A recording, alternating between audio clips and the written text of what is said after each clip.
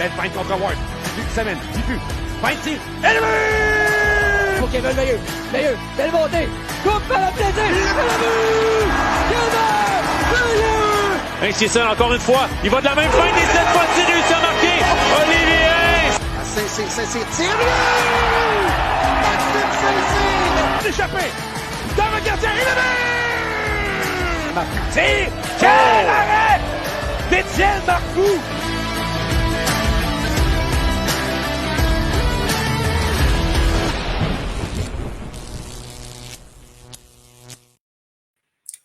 Bonsoir, mesdames et messieurs. Bienvenue à la Source LNH, le balado officiel de la Ligue nord-américaine de hockey. Dave, comment ça va? Ça va bien, toi?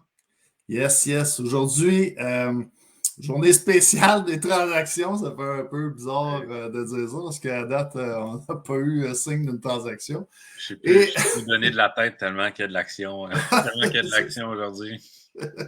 Et aujourd'hui, on reçoit comme invité Kevin Gadouri des Pétroliers de Laval, qui va être avec nous dans quelques minutes.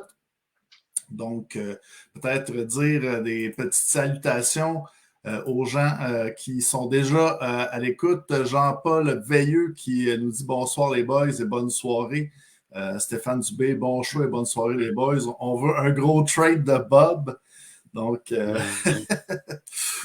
Marjorie Turmel qui dit bonsoir les gars. Sarah Pilote qui nous dit salut les boys. Céline et Gilbert qui nous dit salut les boys. Yann Godreau également qui veut qu'on dise un petit salut de sa part là, à Kevin Gadouri.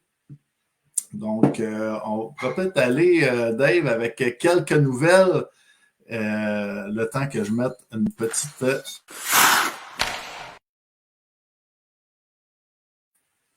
Première période! Yes. Donc, qu'est-ce qui s'est passé dans la Ligue là, dans la dernière semaine? Comme d'habitude, on peut commencer avec les 3 étoiles. Donc, ça a été annoncé plus tôt aujourd'hui. 3e étoile, Marc-André Terrien, 2 buts dans la victoire de Jonquière sur Sorel vendredi dernier. Donc, pleinement mérité. Là, un but égalisateur en 2e et le but gagnant aussi qui a été marqué en 2e. Il n'y a pas eu de but en 3e période dans ce match-là. Tristan Bérubé qui, surprenamment, ne s'est pas mérité d'étoile dans le match en tant que tel, mais en aurait probablement mérité une. 2e étoile la semaine, là. C'est rare que seulement c'est plus le contraire cette année, là, où Sorel, c'est plus Philippe Desrosiers qui vole un match pour Sorel qui aurait peut-être pas dû gagner, mais là, cette fois-ci, c'est Tristan Bérubé qui a volé un match pour son équipe. 1 point en 2e période, là, Sorel avait le triple de tir de Jonquière. C'était quelque chose comme 21-7 les lancers. Puis Bérubé, là, qui a vraiment gardé son équipe dans le match, a été solide. Donc, pleinement mérité cette 2e étoile-là. Puis, première étoile, Kevin Veilleux. Donc, un tour du chapeau pour Kevin Veilleux. Rajoute une passe aussi. Donc, soirée de 4 points. C'est la 2e fois cette année là, qui est nommé la première étoile la semaine. Et vraiment, là, après un début de saison plutôt lent, là, puis difficile. C'est sûr qu'il y avait une petite blessure, là, mais là, tout ça pour Kevin Veilleux, on est quand même rendu, là, après avoir été porté là, à l'écart de la feuille de pointage pendant les 6 premiers matchs. Donc, on avait 0 points en 6 matchs là, depuis le début au début de la saison. Mais là, c'est 19 points en 14 matchs pour Kevin Veilleux depuis ce temps-là. Donc, c'est repris de belle façon. Et un des meneurs là, en attaque chez l'Assurantia. Donc, ça, c'est pour les 3 étoiles de la semaine. Au niveau des plateaux, il y a notre invité de la semaine, Kevin Gadouri, là, qui a marqué son 200e point à Laval vendredi dernier. Donc, en prolongation, en plus, le but gagnant. Donc, on pourra y en reparler un petit peu. Donc, un beau plateau, là, lui qui a également là, récolté des points dans la Ligue nord-américaine, beaucoup avec Sorel, joué plusieurs saisons là-bas, un peu à Trois-Rivières, joué la saison dernière avec les Bâtisseurs de Montcalm et maintenant est rendu à Laval. Ensuite de ça, il y a 2 équipes qui ont annoncé la vente de leur chandail de l'an dernier. Donc, on sait, l'Assurantia a changé de chandail au début de la saison. Donc, les encans pour Thetford Mines vont se faire à l'Arena. Donc, pour probablement favoriser ceux qui viennent au match, puis les fans locaux qui puissent acquérir les chandails de leurs préférés. Donc, si vous voulez un chandail de l'Assurantia, là, ça va être jusqu'à la fin de la saison. il va y avoir des encans, puis ça va même pendant la première ronde des séries également là, se poursuivre là, les encans de chandail. Donc, il va y avoir des chandails à l'encan à chaque match à Thetford Mines jusqu'à la fin de la saison. Et il y a également Jonquière. Donc, Jonquière qui ont fait une transition, disons, de leur. Parce qu'on a eu des nouveaux chandails là, à la fin de la saison l'année dernière. Donc, le chandail là, vert avec le Jonquière écrit en lettres attachées. On a eu le chandail blanc en début de saison, là, un peu le même style, mais blanc. Mais on a quand même utilisé les anciens chandails un peu pendant la saison. Mais là, on vient d'annoncer qu'on on va plus les utiliser puisqu'ils vont être mis à l'encan. Du côté de Jonquière, c'est un peu différent. C'est sur la page de l'équipe, donc sur Facebook, la page des marqués de Jonquière, il va y avoir un chandail par jour qui va être mis à l'encan jusqu'à la fin de la saison. Sauf, on a annoncé, sauf les jours de match, il n'y en aura pas. Mais tous les autres jours, il va y avoir un chandail par jour. Puis on peut aller miser dans les commentaires. Donc, c'est de midi à 11h59 le matin, le lendemain. Donc, 24 heures dans le camp. Donc, pour ceux qui veulent se procurer un chandail de Jonquière, peuvent le faire de cette façon-là. Donc, à suivre. Aujourd'hui, c'est celui de Christian Ouellet pour les intéressés. Donc, Christian Ouellet, pour les intéressés, qui a aussi appartenu à Chris Cloutier. Donc, Christian Ouellet, là, qui a retrouvé son numéro 24 après l'échange. C'était son numéro de prédilection. Donc, dans le fond, pour ceux qui le voudraient, là, c'est un chandail qui a quand même beaucoup de vécu à Jonquière. Donc, c'est le premier chandail là, qui est à l'encan. Alors, voilà pour les chandails. Du côté des autres nouvelles, on a annoncé à Sorel-Tracy, demain, il va y avoir un match des anciens. Donc, dans le fond, qui va un peu remplacer, si on veut, la pratique hebdomadaire. Donc, un match des anciens à Sorel-Tracy. Donc, l'édition actuelle des éperviers va affronter des anciens éperviers. Puis, on a monté quand même une équipe complète du côté des éperviers. Donc, est-ce que les nostalgiques vont être servis? Est-ce que tu as quelques noms? Oui, ben, j'en ai plusieurs, là, vite comme ça. Ben, évidemment, Christian Deschaines va être à l'attaque, Daniel Archambault va être à la défensive, mais Éric Doucet, Grégory Dupré, Étienne Brodeur, Dominique Chiasson, Maxime Charon, et j'en passe, là, j'en oublie, mais à la défensive aussi, là, Mathieu Dumas, Louis Manneville, Sébastien Rioux, Adam Bourque, donc beaucoup d'anciens éperviers là, qui vont participer à ce match-là. Donc, ça risque d'être intéressant pour les fans s'il y en a qui veulent se déplacer, là, puis se rappeler quelques souvenirs. Donc, s'il y a un de ces joueurs-là qui va bien là, dans la partie de demain, est-ce qu'on a une chance de peut-être le signer là, à la fin de la saison? Ben, c'est sûr qu'il y en a, ceux qui sont encore en shape, comme on dit, c'est sûr qu'ils vont se faire taquiner et qu'ils vont se faire tirer la pipe pour peut-être un retour. Là. Surtout ceux qui ont pris leur retraite, ça fait pas longtemps. Là. Un Adam Bourque, un Sébastien Rioux, peut-être un Étienne Brodeur de ce monde, Maxime Charon aussi. C'est tous des gars encore dans la trentaine là, qui se tiennent assez en forme. Donc, on risque de se faire tirer la pipe, c'est sûr, à ce niveau-là. Ça reste à voir, mais ça risque d'être le fun là, pour les fans de Sorel aussi. Good. Donc, voilà. Puis, également, au niveau des nouvelles, ben, il y a eu la retraite là, de l'officiel Robert Chamberlain. Donc, après 27 ans de carrière dans la Ligue nord-américaine. Donc, il y a une belle cérémonie avant la rencontre là, vendredi à Laval. Ça a été son dernier match là, officier. Donc, on souhaite, là, on voit sur la photo, là, Justin Saint-Pierre, ancien officiel de la Ligue nationale, Mathieu Caron aussi, le responsable des officiels dans la Ligue nord-américaine, Denis Boisvert, aussi là, pour représenter la Ligue. Donc, bonne retraite là, à M. Chamberlain. C'est plus que mérité dans son cas. Plus de 900 parties officielles. Exact. Donc, je ne sais pas s'il y a un joueur je pense pas qu'il y a un joueur qui a de ça, 900 parties dans la Ligue nord-américaine. Donc, félicitations. Puis également, un petit mouvement de personnel. Il y a un petit échange, là, je pense que c'était jeudi dernier, si je ne me trompe pas. Là, ces éperviers là, qui sont allés chercher Samuel Blanchet. En fait, il l'avait signé, ont dû soumettre au ballottage, a été réclamé par Jonquière et on a fait un petit échange pour aller le rechercher. Donc, en retour de Mathieu Bizier, qui faisait partie de la filiale là, de Concordia qu'on avait repêché là, chez les éperviers. Donc, un attaquant qui s'en va là, à Jonquière, probablement un placement à court moyen terme, là, voir si on réussit à l'attirer là-bas dans les saisons futures. Donc, ça fait le tour, là. Ça fait le tour pour les nouvelles. Là. Puis aussi, pour ceux qui sont intéressés, là, le nouvel épisode, là, ça faisait un petit bout qu'il n'y en avait pas eu, mais le nouvel épisode de LNH sans limite, il est sorti aussi cette fois-ci, là, c'est à Laval. Donc, ceux qui aiment ce genre d'émission-là là, aussi, intéressant à regarder. Un peu comme les coulisses, un peu le 24 CH là, de la LNH. Donc, exact, un peu. Les coulisses de chacune des équipes. Puis au niveau des nouvelles, on espère avoir en annoncer peut-être une ou deux. Là. On se croise les doigts pendant le podcast, là, d'ici la fin du podcast. On sait, souvent il y a des transactions, là, ça va être annoncé là, un peu après les coups des 8 heures. Donc, on espère avoir d'autres nouvelles peut-être à vous annoncer pendant le podcast, mais ça va être à suivre. Yes.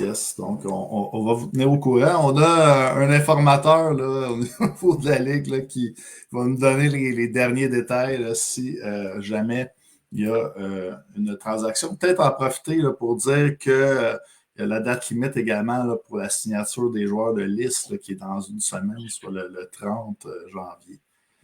Exact. Donc, il faut aussi à surveiller. Là, il y a peut-être quelques signatures qui vont se faire à ce niveau-là. Good. Donc, et pour les joueurs des éperviers qui vont se faire agacer, il faudrait qu'ils soient déjà sur la liste de Sorel Tracy pour pouvoir se faire Je vois quelqu'un de Stéphane Dubé qui a écrit aucune transaction à Rivière-du-Loup. Le communiqué est dévoilé. Donc, on dit c'est à 20h que se terminait la période des transactions. L'état-major d'Étoile n'aura finalement pas bougé dans ce dernier droit.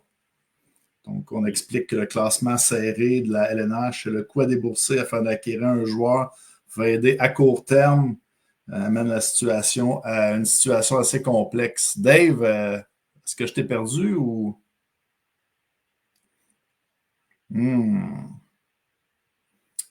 Donc, je pense qu'on a perdu David. Je vais continuer sur le communiqué donc des 3L. Il a bougé 2 fois cette saison afin de faire l'acquisition de Simon Desmarais, Alexandre Anger, Alex Labbé et Jordan Lapage. L'équipe avait déjà comblé certains besoins. Notre formation affiche de plus en plus complet et la liste des blessés continuera de se dégarnir dans les prochaines semaines avec les retours à venir d'Olivier Garneau et Simon Chevrier. Donc, du côté des 3L. David m'écrit au même moment qu'il va se reconnecter, va être avec nous dans quelques instants. Donc, peut-être qu'on pourrait y aller avec notre invité, Kevin Gadouri, dans quelques instants. Donc,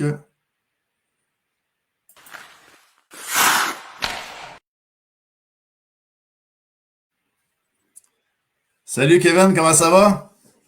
Ça va bien, toi? Oui, ça va bien. Tu as sûrement constaté là, que David a eu des petits problèmes techniques, là, donc on va quand même commencer ensemble. Donc, en forme? Très bien, oui. Et toi? Ben oui, numéro 1. En cette date limite des transactions, on en a parlé un peu là, avant en coulisses, là, mais tu as déjà vécu une date limite des transactions. On pourrait peut-être commencer par ça. Quand même, je crois que la date limite était fixée un petit peu plus tard à l'époque. Je pourrais te laisser raconter là, l'histoire. Ouais, je ne sais plus c'était quand exactement la date, mais je suis pas mal sûr que c'était pas mal plus tard parce que, comme je disais, quand je m'étais couché, on va dire comme ce soir, le mardi soir, j'avais pas de texte, pas rien. Puis le lendemain matin, quand je me suis réveillé, j'avais vu que j'avais reçu un texte de Christian Deschênes disant de l'appeler à mon réveil pour m'annoncer que j'allais être échangé à Trois-Rivières. Fait que ça a été... Je m'étais couché en pensant être un épervier, mais finalement, je ne l'étais pas en me réveillant. Et puis, d'être échangé, ça a dû quand même être un choc. Oui, c'était un choc parce que on allait pour la coupe. On venait de perdre en finale l'année d'avant. Puis là, on y allait encore pour gagner. Puis là, j'allais être échangé à Trois-Rivières, qui était une équipe qui était dernier au classement, puis qui n'avait pas grand chance de faire les séries. Mais finalement, ça a été bon pour moi parce que j'ai pu avoir un rôle plus important côté offensif. Puis c'est peut-être pour ça, justement, que j'ai peut-être eu une plus longue carrière. Peut-être que là, on m'a vu sur un autre angle, pas juste un gars de troisième trio. Ça a peut-être été un mal pour un bien, finalement. On parlait, Dave, que Kevin avait connu dans le des transactions. Là. C'était lors de la saison 2016-2017. Donc, Exact. Donc, ouais, je suis désolé. Là, mon ordi a lâché subitement. Donc, je suis de retour. On va espérer que tout est ça correct. Ouais, donc, ouais, t'as le fameux échange là, contre Yann Joseph et Francis Lessard là, qu'on avait amené à Sorel, que malheureusement, Francis Lessard n'avait jamais pu jouer à cause de ses blessures. Donc, ouais. Mais Kevin, tu as parlé un peu de cet échange-là, mais faut dire que Sorel, l'été suivant, sont allés te rechercher de Trois-Rivières. Est-ce que tu penses que Sorel ont réalisé qu'ils avaient peut-être fait une erreur? Ouais, peut-être aussi. Mais aussi, de ce que je me souviens bien, ils cherchaient un centre que je ne sais pas s'ils avaient perdu des centres durant l'entre-saison, mais ils cherchaient un centre. Fait que si on...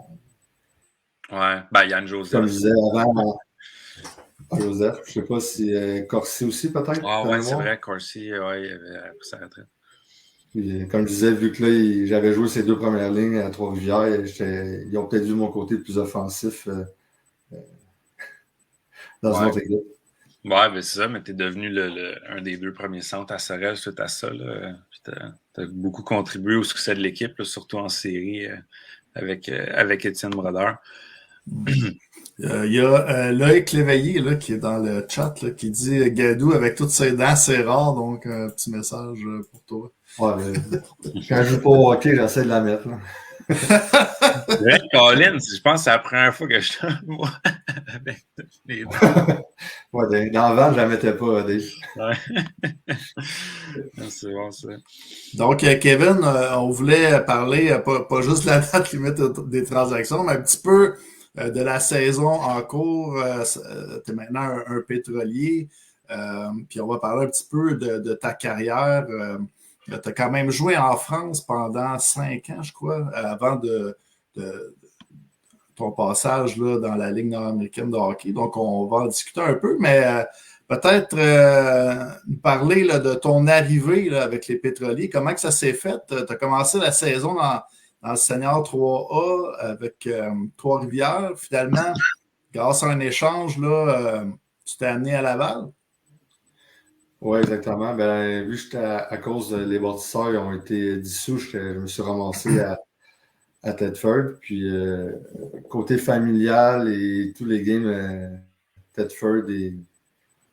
Ben, tous les games Thetford, c'était à domicile. Ça a été un peu loin. Puis, à mon âge, peut-être prendre un peu de recul. Puis, jouer une fois semaine dans le Senior 3A, ce qui me convenait très bien. Puis, j'avais parlé beaucoup avec Gabi Rock, que je connais très bien. Puis, j'étais content. On avait une équipe pour aller gagner la coupe aussi. Je connaissais 2-3 gars aussi qui jouaient là. Puis ils m'avaient parlé en bien de la Ligue. Fait que je vais l'essayer. Puis là, Thetford, il y avait besoin de défenseurs. Puis ils ont décidé de m'échanger plus près de chez moi pour m'accommoder. Puis pour aussi eux avoir quelque chose en retour vu que j'allais pas aller à jouer pour les autres. Donc, un échange win-win, on pourrait dire. Puis, dès ton premier match, tu as fait secouer les cordages à Laval. Oui. Ben, win-win, c'est quoi de dire. Je pense que Thetford, ils ne perdent plus depuis ce temps-là. Fait que ils doivent être contents de l'échange, les autres aussi. Mais ouais, ça va bien. J'ai été. En plus, je connaissais Dan, le coach, qui m'avait coaché l'an passé. Fait qu'on se connaissait bien. Fait que ça l'a aidé aussi pour la transition. Il y avait Talbot Tassi aussi qui est là, je jouais avec l'an passé. Ça a bien commencé, puis ça continue de bien aller. Là, on est encore premier, puis on y va aussi pour la coupe. Ça, dans le fond, j'imagine que tu es un peu au courant que Massenauer s'était blessé c'est comme une semaine avant l'échange. Est-ce que de savoir un peu que tu étais un peu le joueur que Laval avait ciblé pour le remplacer, est-ce que ça te mettait un peu de pression de savoir OK, ils sont venus me chercher parce qu'ils ont besoin de quelqu'un pour combler un peu la perte de Massenauer? Un peu de pression, oui et non. Oui, parce que c'est un des meilleurs joueurs dans la ligue, sinon le meilleur. Mais avec toute l'équipe qu'on a, il y a tellement de bons joueurs dans l'équipe que c'est pas à moi de le remplacer en tant que tel. Là. C'est plus tout le monde qui travaille dans le même sens pour combler son absence. Mais on a tellement de bonne équipe que je me sens pas tant de pression à le remplacer, disons. Puis, dans le fond, ton but de vendredi soir, là, c'était ton 200e point. Est-ce que tu savais que c'était ton 200e point? Es-tu quelqu'un qui t'en avait parlé ou tu le sais après le match? Je l'avais su, ça faisait une couple de games que Ouais. j'étais proche. Puis là, j'attendais, je pensais... En prolongation, je savais que j'avais un point, ça allait me le donner. Ben, un but, c'est encore mieux. Je pensais... Je suis pas un grand marqueur, disons, je suis plus un passeur. Même sur le but, vous pouvez voir que j'essaie de passer la rondelle, même si le gardien n'était plus là. Finalement, j'ai lancé. Fait que ça a lancé, ouais. Ça a bien tombé. Ouais. Le but était-tu bon? Moi, ben oui, parce qu'il y a eu le temps, justement, j'ai tellement attendu longtemps avant de faire un jeu qu'il y a eu le temps de se replacer. Si j'avais lancé tout de suite, d'après moi, il aurait été refusé vu que. Ouais. Ça fait un peu la controverse de la fin de semaine. Ouais. Ça, je savais pas que tu voulais rentrer là-dedans, Dave. La blague, je veux dire, si on veut pas revenir en arrière. Là. On a posé la question au principal intéressé. Ouais. Juste pour ça que tu m'as invité au podcast, à fond. Quoi? C'est juste pour ça que tu m'as invité au podcast. Ouais, exact. Exact. Donc, si on revient un peu là, faire le tour de ta carrière, là, dans le fond, tu as commencé tes années juniors là, dans la Ligue junior 3, mais tu as échangé un peu ton temps là, entre le junior 3 puis la Ligue junior majeure du Québec là, à Acadie Batters. Parle-nous un peu de ces années-là. C'était comment un peu, j'imagine que tu devais essayer de gagner un poste à temps plein à Acadie Batters, mais ça se passait comment là, justement, là, des joueurs qui partagent leur temps un peu entre les deux ligues, c'est un peu plus rare, là, dans le fond. Quasiment. J'étais à temps plein, à fond, à Acadie Batters. Mm-hmm. Sauf des fois, ils me descendaient dans une fin de semaine pour jouer quand ils savaient que j'allais pas jouer dans une fin de semaine. Okay. Ils me descendaient pour que je puisse jouer, vu que c'était comme la filiale un peu de Trois-Rivières dans le temps du Acadie Batters. C'était le même propriétaire. Fait que, il me descendait une fin de semaine ici et là pour que je joue des games, pour pouvoir jouer aussi. OK. À 17-18 ans, puis à 19-20, j'ai juste joué Junior 3 à Saint-Jérôme. Puis, est-ce que c'était pour être plus proche de la maison? C'est quoi le choix? Est-ce que c'était quand même Acadie Batters? C'est sûr que c'est un petit peu plus loin. Y avait-tu une raison derrière de ça? Ou... Ah non, ils m'ont juste pas invité au camp. Puis j'étais comme pris à 19 ans, j'étais comme pris Junior 3. Puis j'appartenais à Saint-Jérôme. Ils m'avaient changé de Trois-Rivières à Saint-Jérôme. Fait que j'étais comme. J'appartenais encore à Batters, mais ils m'ont juste pas invité. Puis je trouve ça plate dans un sens, là, mais bon. Quand même 11 points en 17 games la deuxième année, quand même. Ouais, ça a très bien été, mais qu'est-ce qui a mal été, c'est que le coach il est monté de la Ligue nationale. Fait que là, c'est un nouveau coach. Puis j'ai été souvent blessé aussi à 18 ans. Fait que ça a fait tout ça ensemble, le fait qu'ils ne m'ont pas rappelé. C'était qui le coach qui est monté dans la Ligue nationale? John Chabot. Il était assistant pour les Islanders. OK. Il aime ça piger dans la Ligue junior majeure du Québec, les Islanders. Ouais, dernièrement. Ouais. Donc, sinon, tes années à Saint-Jérôme, tu gardes quand même des beaux souvenirs? Là? C'est quoi si tu peux nous dire tes meilleurs souvenir là, de ton passage à Saint-Jérôme? Tu as quand même joué 2 saisons complètes. Tu étais un des top joueurs de l'équipe. Là. Ouais, les bons souvenirs, je te dirais, ça reste en saison parce qu'on était dans les tops des équipes en saison, mais en playoff, on n'a pas gagné une ronde en 2 ans. Ouais. Ouais, c'est vrai, ça. Donc, on avait plus une équipe de saison que de playoff. Là. Ouais, on avait une équipe de saison. On était tout à jouer plus offensif. Puis quand ça se serrait en playoff, ben on avait de la misère à s'ajuster. Alors, disons que les saisons junior 3 à Saint-Jean n'ont pas très bien terminé, disons. Au terme de ton parcours junior, tu as pris le chemin de la France. J'imagine que tu as eu des appels. Est-ce que c'est toi aussi qui tu voulais goûter à l'aventure peut-être de l'Europe? Ouais, ben je voulais pas arrêter de jouer après mon hockey junior. Puis j'avais pas été repêché semi-pro ou 53A. Puis j'avais un ami qui jouait à Mulhouse en D1 en France. Fait que je lui ai demandé s'il y avait de la place pour des Canadiens. Puis il a parlé de moi au DG là-bas. Puis ils ont décidé de m'essayer puis de me donner un essai. Puis ça a fonctionné. J'ai pu jouer. J'ai assez aimé ça pour jouer 6 ans au total. Ouais. Puis, ton ami a dû passer pour un génie. Tu es arrivé là, tu as fait 50 points en 26 games. Ouais, ben c'était dans le temps que les joueurs, je sais pas si ça fait longtemps, mais en Division 1 en France, commençaient à y repêcher. Ils prenaient pas mal de joueurs junior 3A. Puis c'est comme le début, je pense. Puis donc ça a bien donné. On avait encore là une bonne équipe. On a fini 3e au classement. Fait que ça a été une bonne première année, disons. Tu as fait un peu tu t'es promené dans la France, tu as joué à Mulhouse, tu as joué à Courbevoie, Chamonix, Lyon. Tu fais, je sais pas, je suis un peu Lyon puis Chamonix, c'est où à peu près, mais les 2 autres, est-ce que tu as fait un peu le tour de la France avec ces villes-là? C'était où? C'était dans quel coin? Mulhouse, c'est en Alsace, c'est proche de l'Allemagne, la Suisse, c'est comme aux frontières des deux.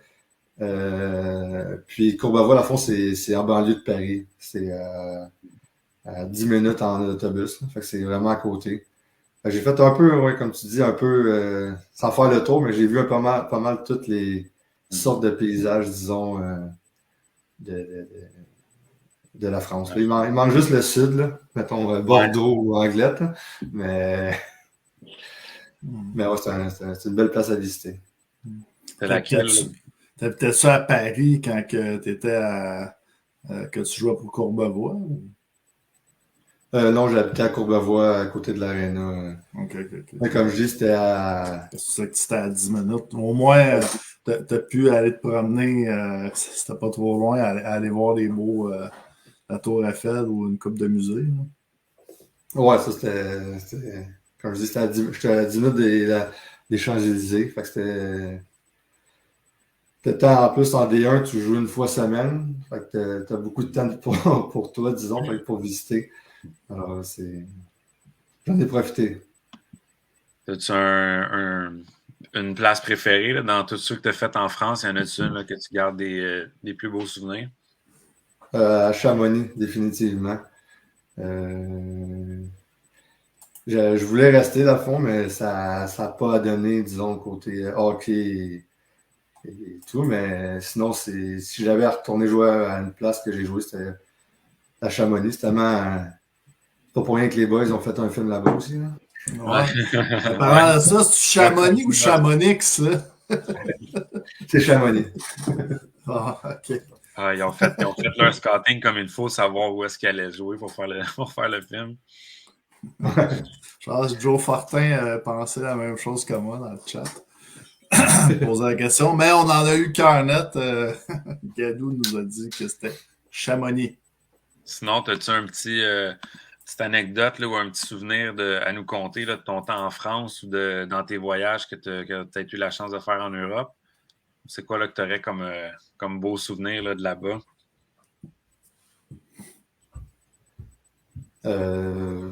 peut-être pas tant de voyage, mais disons, on a pu jouer avec Chamonix. Là, c'est quand même un club c'était pas un des clubs qui a le plus d'argent, disons.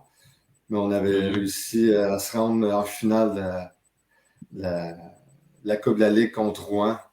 C'était à Miribel. Je ne sais pas combien de partisans qu'il y avait là-bas, mais c'était au moins 10 000 personnes, je crois. Ce qui est quand même rare. Là. Mais il y avait. C'est une belle game, disons. C'était un beau moment pour jouer une finale, comme je disais, avec un petit club un club sous-estimé, disons, en Magnus, là, contre la grosse écurie de Rouen, puis failli les battre. Ça a été un beau moment quand même. Je vois aussi à Courbevoie, tu as été, dans le fond, champion pointeur de la Ligue les 2 années. Oui, effectivement. Les 2 années, j'avais quand même des bons coéquipiers. Ma première année, je jouais avec Marc-André Tournier, qui était à Jonquière.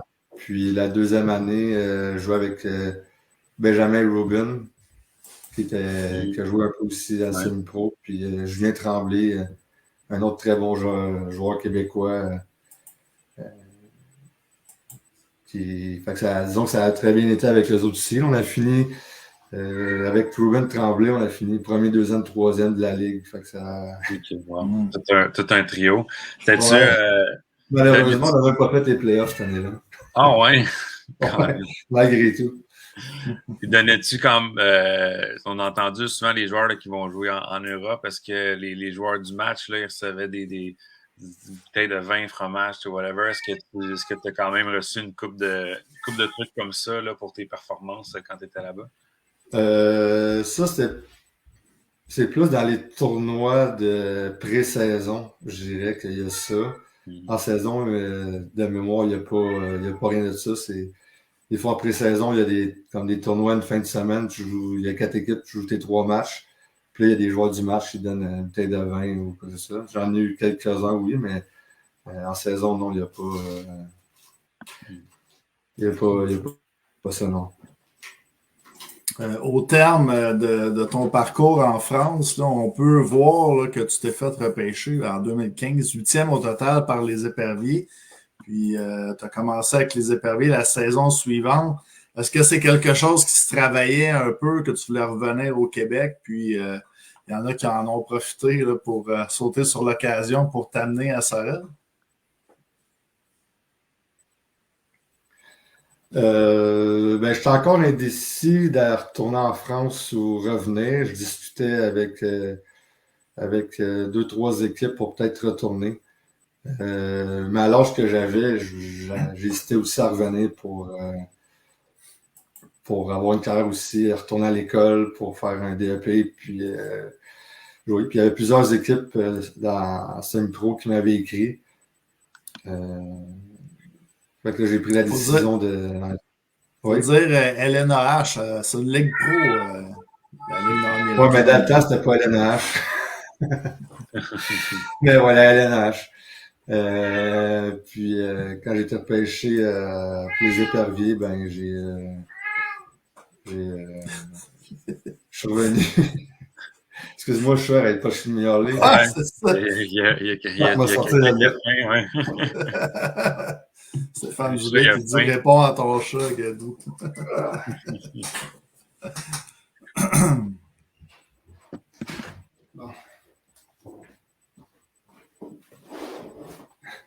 Oh, désolé. Dave, tu nous as-tu encore quitté, Dave? Ou... 1, 2, Dave. 1, 2, 1, 2. Bon. Donc, ça, tu disais dans le fond là, que tu avais parlé à 3-4 équipes, tu étais décidé d'en revenir. Finalement, qu'est-ce qui a fait là, que tu as fait ton arrivée là, avec les Éperviers? Là? Je ne m'étais pas vraiment entendu sur un contrat en France. Puis, je voulais pas trop négocier non plus là-bas à la base pour jouer pour moins, disons, pour tourner une autre année. Puis là, à 26 ans, c'était le temps de revenir aussi. Puis en étant repêché, puis surtout en première ronde, je me disais, c'est pas mal sûr, je vais avoir une place à jouer ici. Alors, je décide de revenir. Puis, dans le fond, quand tu es arrivé à Sorel, là, est-ce que c'était tout nouveau pour toi, la Ligue nord-américaine? Est-ce que tu connaissais un petit peu ça déjà ou t'avais-tu hâte d'essayer ça? T'avais-tu des appréhensions? Comment est-ce que tu voyais ça quand tu es arrivé à Sorel? Ben, pour être franc, je connaissais de nom, mais j'avais jamais été voir une partie avant. Mais je connaissais quand même quelques joueurs qui jouaient dans la ligue. Puis il y avait à Sorel aussi, il y avait quelques joueurs qui jouaient en France, que j'avais joué contre, qui revenaient en même temps. Il y avait Francis Desrosiers, il y avait Savoie. Alors, j'étais pas dans. Je connaissais quand même un peu les joueurs, là, fait que ça m'inquiétait un peu moins. OK. Puis, dans le fond, à Sorel, là, c'est ça, comment est-ce que ça s'est fait ton adaptation? Là? Je sais que tu parlais au début, là, tu jouais sur un troisième trio. Moi, personnellement, je sais que tu aurais peut-être aimé ça avoir un rôle plus offensif, là, mais le trio Gadouri, Bourque, Charon, ça a été un de mes trios préférés que j'ai vu évoluer à Sorel. Là. Toi, pour amener le puck dans le fond de la zone, puis Charon, puis Bourque pour aller faire les mises en échec, là, puis le gros de la job. C'était comment là, tes premiers matchs, là, puis tes deux premières saisons, ça rien? Ben, le pire, c'est que j'ai commencé c'est le premier trio, mes deux premières parties avec Charpentier et Léveillé. Mais pour vrai, je trouve que ça prend un temps d'adaptation entre l'Europe puis le semi-pro. C'est une game complètement différente. Puis j'avais pas eu le temps de m'adapter au jeu, disons. Fait que j'ai été rétrogradé sur le troisième trio, ce qui était normal aussi. Vu que ça allait pas très, très bien, disons. Mais moi aussi, j'ai vraiment aimé jouer avec Charon puis Bourque. Disons qu'il me faisait de la place, puis je me faisais pas tant toucher avec ces deux joueurs. Ouais, pas faire achaler trop. Non, ben c'est ça. Il y en avait deux autres qui étaient très physiques. Mais non, j'avais adoré ma ligne. Puis, comme je dis, on a perdu en finale Game 7 cette année-là. Fait que c'est une très belle année. Ouais. Puis, justement, là, de ces séries-là, t'avais-tu un souvenir en particulier de cette run-là de séries-là? Peut-être un jeu que tu avais fait ou quelque chose là, qui t'avait marqué? Là? Ça avait été quand même une belle run, surtout que Sorel t'est rentré dans les séries, je pense, sixième, cinquième ou sixième. Il fallait que Sorel joue contre toutes les équipes 1, 2, 3 au classement pour se rendre jusqu'au bout. Là. Ouais, ben, mettons, contre Jonquière, il y a un fait cocasse, dans le fond. Là, on menait 3-1 la série, puis ils ont congédié le coach sur le bord pendant la série pour engager Richard Martel. Ouais, en plein Puis milieu. il avait réussi à remonter ça 3-3 pour retourner chez eux à Game 7. Puis on avait Vincent Couture avait marqué en deuxième prolongation. Jouer un 3-3, Jonquière, Sorel, Jonquière, en après-midi. C'est pas mal épuisant, mais là, en plus, en deuxième prolongation, c'était... Comment est-ce que vous faisiez pour continuer? Je me dis c'est la même chose pour les deux équipes. Fait que c'est pas, c'est pas un désavantage pour un ou l'autre, là, mais disons, les gens étaient maganés après ça. Ça a dû bien dormir ce soir-là, pareil, j'imagine. Revenir de Jonquière, c'était un peu plus plaisant que si on avait perdu, disons. Ouais, j'imagine. Ensuite de ça, si on continue, là, il y a eu ton année avec le Blizzard, tu en as parlé un petit peu au début du podcast. Après ça, tu reviens à Sorel. Les 2 années suivantes, là, Sorel gagne la Coupe. Puis non seulement gagne la Coupe, mais dans le fond, tu es le trio le plus productif là, avec Brodeur. La première année avec Marc-André Bernier, la deuxième avec Marc-André Huot. Mais c'était quoi là, ces 2 runs-là? Là, c'est quoi que tu te rappelles là, de ces 2 runs-là là, qui avaient été le plus mémorables pour toi? Ben, la première année, mémorable, c'est qu'on perdait encore en deuxième ronde. On perdait 3-1 contre Tedford. Puis, mais cette année-là, même si on perdait un match 1-0, 2-0, on disait que les gars, on savait qu'on allait remonter, qu'on allait gagner. Il n'y avait rien qui nous ébranlait. Fait Même en 3-1, on est revenu pour gagner la série. Puis en finale, on disait que on était sur notre aire d'aller, puis rien ne pouvait nous arrêter. J'ai rarement vu une année qu'avant le match, on savait qu'on allait gagner, juste si on jouait bien. Puis la deuxième année, c'était un peu bizarre parce qu'on a gagné en finale contre l'équipe qu'on avait battue en première ronde. Ouais. C'était à cause du format des séries. On avait battu Jonquière 2 années de suite. Pas 2 années, mais 2 séries dans la même série. C'est un peu bizarre, mais bon. Ouais, les fans le 7e joueur, ça puis là, tu dis le 7e joueur, la Sorel était là aussi. Là. Tu sais quoi tes souvenirs là, de la foule, de la foule à Sorel pendant ces deux runs-là? C'était tout le temps des. Surtout en finale, là, il y avait pratiquement 2500 personnes quasiment à chaque game. Là. Oh ouais, c'était. Les foules en série à Sorel, ils font beaucoup de bruit, puis ça nous met dedans. Ça nous donne de l'énergie, même en saison, mais en playoff, encore plus, là, ça donne de l'énergie pour justement. Tu te demandais comment on pouvait avoir de l'énergie pour un 3-3, ben la foule fait partie de ça. Moi, j'ai une question. Je montrais une photo là, que tu soulevais la coupe. On a pu voir ta barbe. Il y a une autre photo de proche. Là. Longue série égale longue barbe, je pense. Hein? Ouais, mais dans le temps, j'appartais à peu près janvier, février. Je me donnais un peu d'avance. Ah, OK. Ouais. Puis sinon. Pas d'enfant.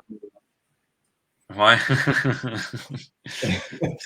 Sinon, selon toi, lesquelles célébrations d'après-coupe ont été les plus mémorables pour toi? Est-ce que c'était la première ou la deuxième?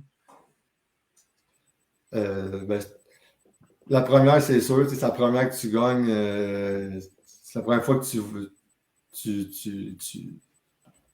que tu fais ça, dans le fond. Là, la deuxième, la 2-en-2, c'est encore le fun, mais c'est la célébration, comme tu l'as déjà fait une fois.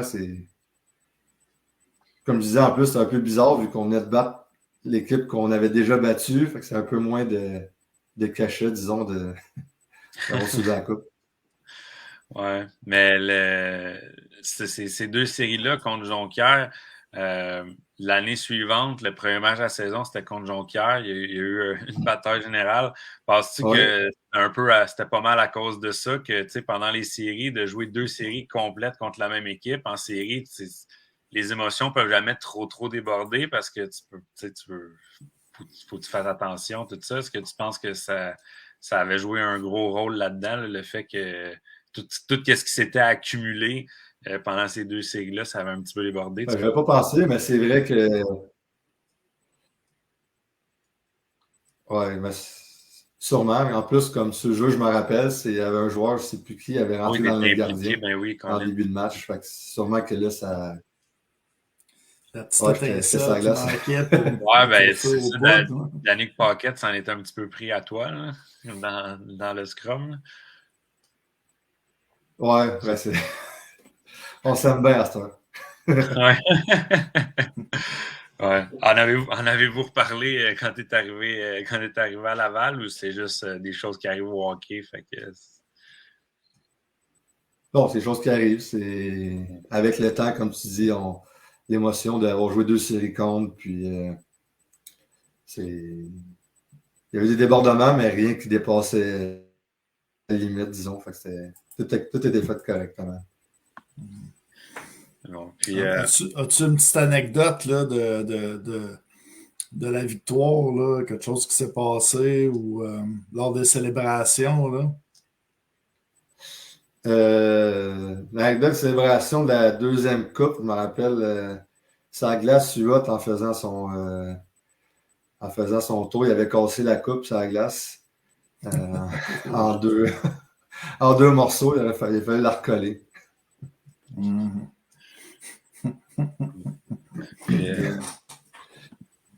Si on se transporte, là, l'année dernière, tu as fait partie là, de l'équipe d'expansion, les bâtisseurs de Montcalm. Ça a été comment cette expérience-là? Premièrement, tu as pu te rapprocher de chez toi, mais de faire partie d'une équipe d'expansion, partir d'une équipe qui aspirait un peu aux grands honneurs à chaque année là, depuis que tu étais là, versus une équipe justement qui essayait de de bâtir quelque chose, d'essayer de compétitionner là, comme Les étant. bâtisseurs qui essaient de mauvais jeu de bâtir mots, quelque mais chose, hein, ouais, Dave. Mais c'était comment là, la saison avec les bâtisseurs, là, justement, d'être une gang de gars qui essayaient d'un peu de se souder ensemble puis de créer de quoi là, à travers là, l'adversité d'être une nouvelle équipe? Ouais, ça a été. C'est une expérience, dans le fond, parce que c'est plusieurs joueurs qu'on se connaissait, mais on ne se connaissait pas parce qu'on n'avait pas tout. C'était un peu des joueurs un peu partout. Il y avait des gars de Saint-On 3A. On avait quand même une bonne équipe, mais il y avait beaucoup de changements, je trouvais. C'était, comme je dis, c'était le fun, mais ça faisait. Comment dire, c'était. Tout a recommencé, comme je dis, on bâtissait quelque chose, fait que c'était plus sur le long terme qu'on aurait pu voir. En début d'année. Mais en un an, on n'a pas eu le temps vraiment de bâtir quelque chose avec tous les blessés et tout, ceux qui sont partis, ceux qui sont revenus en mi-saison. C'était un peu difficile, disons. Après Noël, surtout. Là. Avant Noël, c'était quand même pas si pire. On était quand même on était rendu 2e au classement. Après ça, il y a eu des blessures, des gars qui sont partis. Fait après ça, on a eu, je pense, 10-11 défaites de suite. C'était pas mal difficile, disons. Ça, il y avait eu des départs au début de la saison. Wayne Letourneau, Sacha Pakula, qui a eu des blessures aussi. Là. Danny Pépin, Perron-Fontaine a été blessé un bout. Ça a bougé quand même. Mais si on regarde un petit peu le tableau des pointeurs de l'équipe, tu as quand même eu une bonne saison. On pourrait même parler de la renaissance de Kevin Gadouri, 2e pointeur de l'équipe. Sur un plan personnel, ça a quand même bien été. Ouais, c'est sûr que ça. Comme je disais, on avait quand même des bons joueurs, mais c'est le mouvement de personnel, les blessures. Comme les 4 t'as nommé, c'est 4 bons défenseurs. Quand tu enlèves 4 bons défenseurs dans une équipe, c'est quand même dur. On avait de la profondeur, mais à un moment donné, toutes les équipes ont une limite en termes de profondeur. Puis, c'est pas cool il venait de gagner le premier pointeur de la Ligue pas longtemps avant. Wayne Tourneau, il y avait, je pense, 1 point par game. Puis, les autres défenseurs aussi, Pépin, Perron-Fontaine, c'est tous des bons joueurs dans la Ligue. Fait que ça a fait mal, disons. On avait une chance qu'on avait nos gardiens. Là. On avait 2 très bons gardiens. Puis, mais ça n'a pas suffi, disons. Sinon, ça avait-tu été le fun d'avoir une petite réunion au moins avec ton bon chum Marc-André Tourigny? Ça a dû être le fun de pouvoir avoir la chance de jouer avec lui là, au moins une saison. Ouais, après, comme je dis, on avait joué une année en France, mais là, on faisait 6-7 ans qu'on avait joué contre. C'était le fun de jouer proche de la maison ensemble. Là, je t'arrête. Là, on joue contre, c'est bizarre. Mais... Tu dis que tu as joué avec en France. Là, je t'arrête. Tu avais joué aussi avant ça avec lui. J'ai une petite photo ici, là, Midget Dura. Ouais. On peut le voir d'être à gauche là, du Seigneur des Mille, puis lui, il est à droite. Là. Ouais. Midget Espoir, Midget 2A, on avait joué ensemble. Midget 2A, c'est une de nos bonnes années, disons. On avait tout gagné cette année-là. C'était des bons moments aussi. Là. Puis là, on est rendu à cette saison. Est-ce que tu étais surpris de revenir dans la Ligue nord-américaine? Est-ce que tu avais fait un peu, tu avais décidé d'aller dans Seigneur 3? T'avais-tu fait un peu une croix là-dessus ou as-tu été surpris quand tu as reçu l'appel de Laval? J'avais fait, pour être franc, j'avais fait une croix. Je croyais jouer. Que quand j'étais à Trois-Rivières, moi, je pensais aller là toute l'année. Je leur avais dit que j'allais être là toute l'année aussi. Je pensais pas être échangé de Thetford. Je m'étais dit... je m'étais donné pour gagner la coupe aussi là-bas. Puis, comme je dis, on avait une bonne équipe. Et plusieurs joueurs qui jouent semi-pro aussi de temps en temps. Puis, comme là, son premier ou 2 ans, je pense, en plus. Je continuais à les suivre, là, mais bon, je ne pouvais pas dire non à revenir dans la LNH, à Laval aussi. Comme je dis, on est premier dans la Ligue encore. On y va pour la coupe. Fait que je ne peux pas dire non à ça. Oui, ça doit donner du goût. Sinon, si on parle, là, moi, je veux que tu m'expliques au niveau de ton style de jeu. J'ai toujours été intrigué par la façon, là, surtout quand tu montes la rondelle, là, ta vision de jeu, souvent,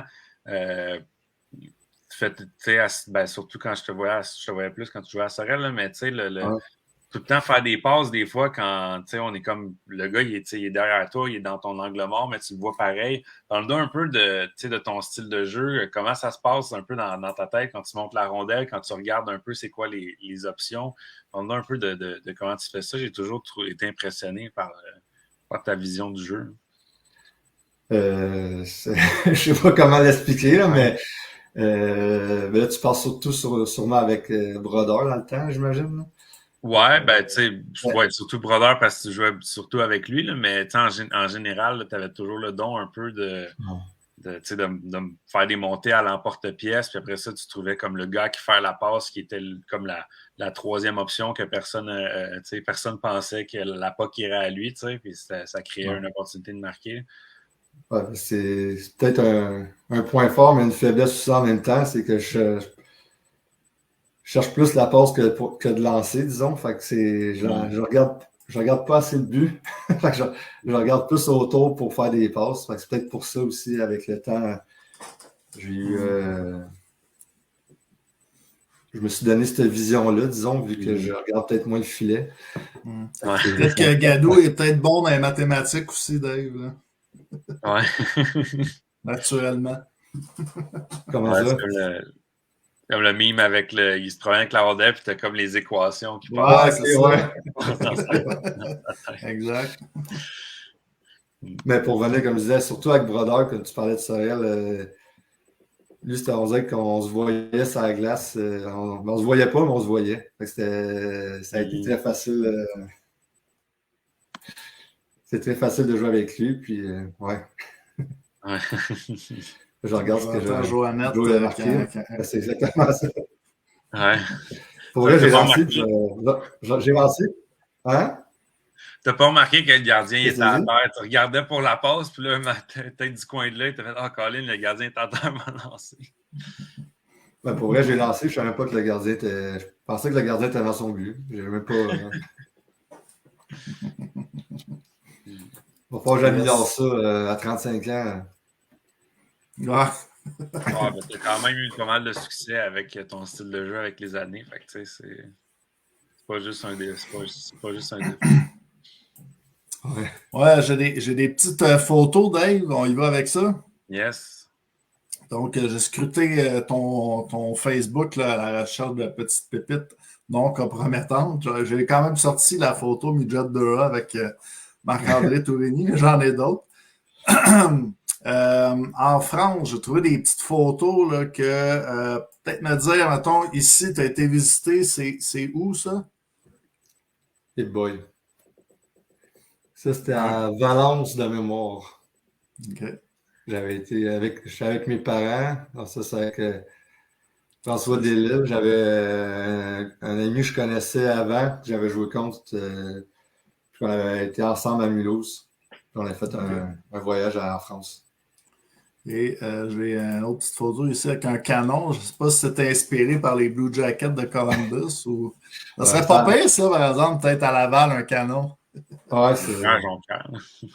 Ouais, non, en Jonquière, il surprend un peu. Mais ouais, c'est à la même place, ça.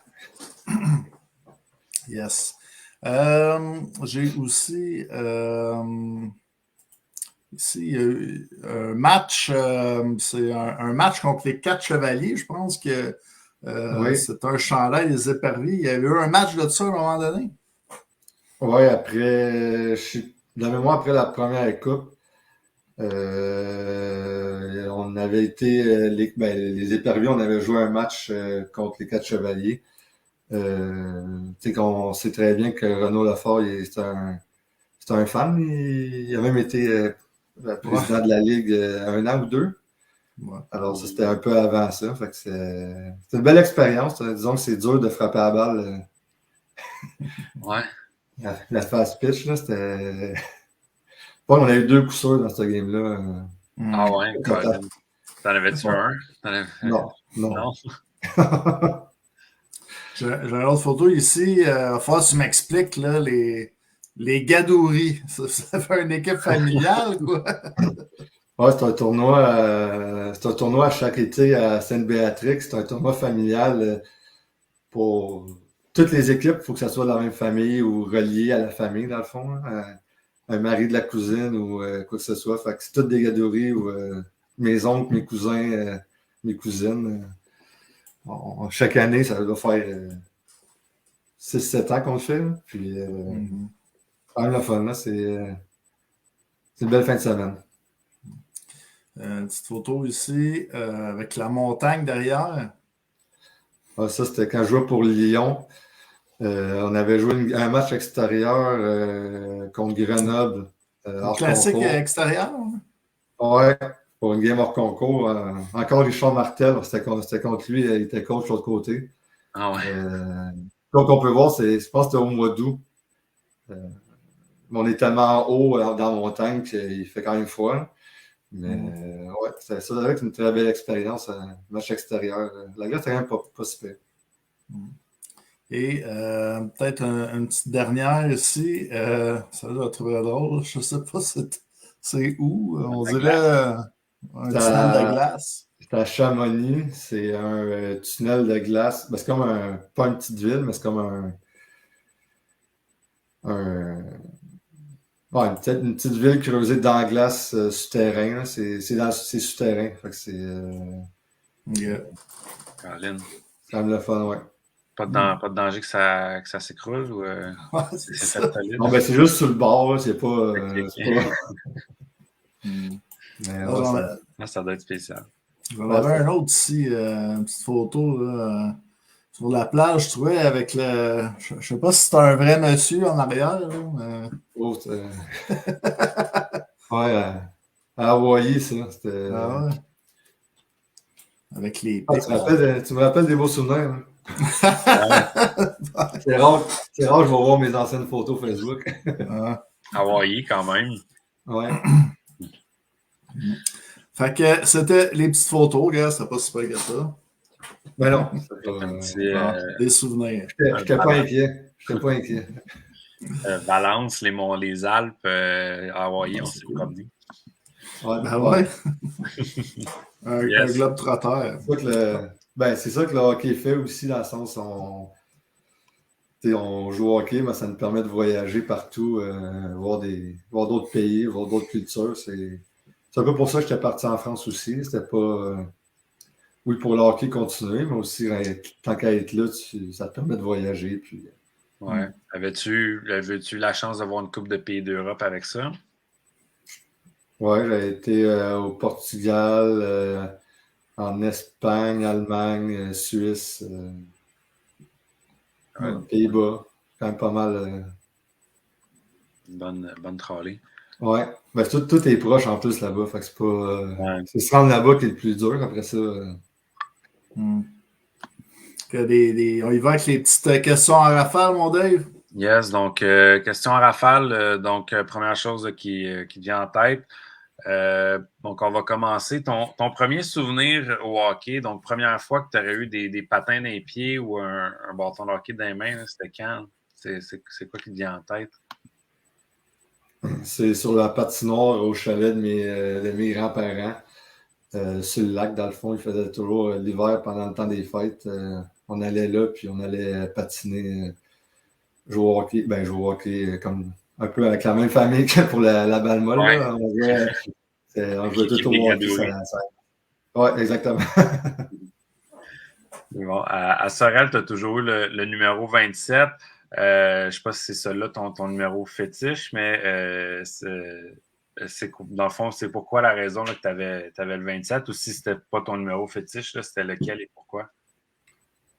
C'est ma date de fête, là, c'est le 27. Fait que depuis, je pense depuis 2021, j'ai ce numéro-là. Si je n'avais pas eu celle-là, peut-être le 12. Donc, le 12, pourquoi le 12? C'est parce que c'est 27 décembre? Non, c'est 27 août, mais non, juste c'est un beau chiffre. C'est bon. Ton idole au hockey, ton joueur préféré? Mario Lemieux. Quand j'étais jeune, j'avais la cassette Mario le Magnifique, je regardais tout le temps. Fait que, depuis ce temps-là, j'ai pas vu jouer de temps que ça, là, vu qu'il fait longtemps qu'il a arrêté, mais bon, j'ai toujours été impressionné par la façon qu'il jouait. Ensuite, est-ce que tu aurais un athlète préféré en dehors du hockey? Ouf. J'ai pas. Faut que tu me poses avant, que je me prépare un peu. Je vais t'en revenir. C'est bon. Et est-ce que tu as une routine d'avant-match ou des superstitions? Routine, superstition, plus ou moins. C'est juste que je sais que je suis tout le temps le dernier qui s'en va voir le physio, vu que je m'habille vite. À part ça, il n'y a pas grand routine. Je ne suis pas superstitieux dans la vie en tant que tel. Fait que je suis pas. Il n'y a pas grand-chose, disons, qui. Si je fais pas, ça va me déranger. J'ai pas la même routine à chaque game, presque pas. Celle-là, je vais te la poser en 2 temps. Ton coéquipier le plus drôle de ton passage à Sorel, c'est qui te vient en tête? Puis avec Laval cette année, c'est qui ton coéquipier le plus drôle en chambre? À Sorel, il y avait une coupe, là. Brodeur Carrier, Galipo. Ouais. Tu connais? Le trainer. Ouais. Était très drôle aussi. Pour Laval, je sais qu'il y en a une couple qui me regarde, là, fait que je sais pas. C'est lesquels les plus bout-en-train là, dans la chambre? Là? Je sais que Talbot Tassi, il s'est déjeuné par rapport à l'an passé, je trouve. Fait que je vais dire Talbot Tassi. C'est bon. Le meilleur joueur, selon toi, avec qui tu as déjà joué dans ta carrière? Mathieu Perrault, quand j'étais à Acadie Batters, c'était tout un joueur à regarder jouer, même s'il était dans mon équipe. Là, c'était... Ce qu'il pouvait faire sur la glace, c'était incroyable. Tu comprends pourquoi il s'est rendu. Mais même s'il n'était pas gros, c'était le plus petit de l'équipe, mais même dans les pratiques, on ne pouvait pas le toucher. Fait que c'était. On savait qu'il allait percer avec le temps. C'est bon. Ton meilleur souvenir dans la Ligue nord-américaine? Ben, définitivement, on en a parlé tantôt, la première coupe. Coupe contre Rivière-du-Loup, on avait perdu 2 ans avant contre eux. Fait qu'en plus, en plus, ça faisait comme 8-10 ans que Sorel attendait ça. Fait que ça a été toute une expérience. Puis sinon, ton but le plus mémorable que tu as compté dans la Ligue nord-américaine, y en a-tu un qui te vient en tête? Je sais que j'avais remarqué en prolongation contre Jonquière dans ces séries-là, la première année. Mm-hmm. Sinon,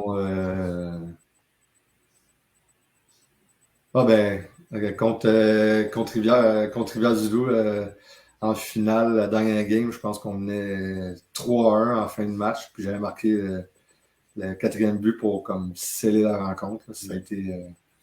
C'était pas un beau but en tant que tel, là, mais c'était. Ouais. Ça nous a donné un souffle, disons, pour le reste du match. C'est bon. Puis, ton repas préféré dans la vie de tous les jours? Pâté chinois, c'est dur à battre. C'est bon. Ton film préféré ou série de télé préférée? Friends. C'est bon. Puis, si tu peux aller voir un artiste en show, ça serait qui? Eminem. Il vient jamais au Canada, mais c'est tellement l'artiste que j'aimerais ça le voir à un moment donné en show. Là. Ouais, c'était la chance. Je te souhaite, c'était la chance là, de le voir à Détroit ou à quelque part aux States un jour. On n'aura pas le choix de se déplacer, je pense. Ouais. Good. Puis sinon, en fin de semaine, il n'y a pas de match à la maison pour Laval en fin de semaine. Vous avez un match là, sur la route à Saint-Georges. À quoi est-ce que vous pouvez vous attendre de ce match-là? Si on revient plus pour conclure là, au hockey là, qui se passe présentement. Vous avez joué contre eux, là, ça finit en prolongation justement là, la semaine dernière là, sur ton 200e point. À quoi est-ce qu'on peut s'attendre là, du match de vendredi? D'après moi, comme je dis, un 2-2, peut-être un match un peu plus robuste. Ils vont vouloir vont vouloir gagner. On est des battes. Ils nous avaient pas dominé en termes de sur la glace, mais au pointage, on n'avait jamais. Ils ont toujours été devant au pointage. On n'a jamais mené avant mon but. Mais ils ont gagné l'an passé à la Coupe. Puis ils n'ont pas perdu vraiment de joueurs. Fait qu'ils ont vraiment une grosse équipe. Ce ne sera pas facile pour nous autres, mais si on joue comme on s'est joué, comme on a joué en troisième période, on a des bonnes chances de revenir avec les 2 points. Ce qui va être important, que tout le monde est serré dans le classement. On le voit à soir avec le trade deadline, il n'y a pas eu d'échange ou moi qu'il y en a eu, je ne sais pas, là, mais. Ouais, on va checker après, là, mais ouais, je pense. T'as pas l'air d'en avoir eu à date, mais en tout cas, on verra. Là. Mais ouais, c'est sûr, c'est tough. Là. Il y a 6 points entre la première et la dernière équipe, je pense. Fait que ouais, ça rend les Cette semaine, t'en perds 2, puis l'autre en gagne 2. Ça. Tu gagnes 3 places, t'en perds 2, t'en gagnes 3. Ouais, ça laissera aussi à toutes les équipes qui ont une chance avec les alignements qu'ils ont là. Mais, ouais.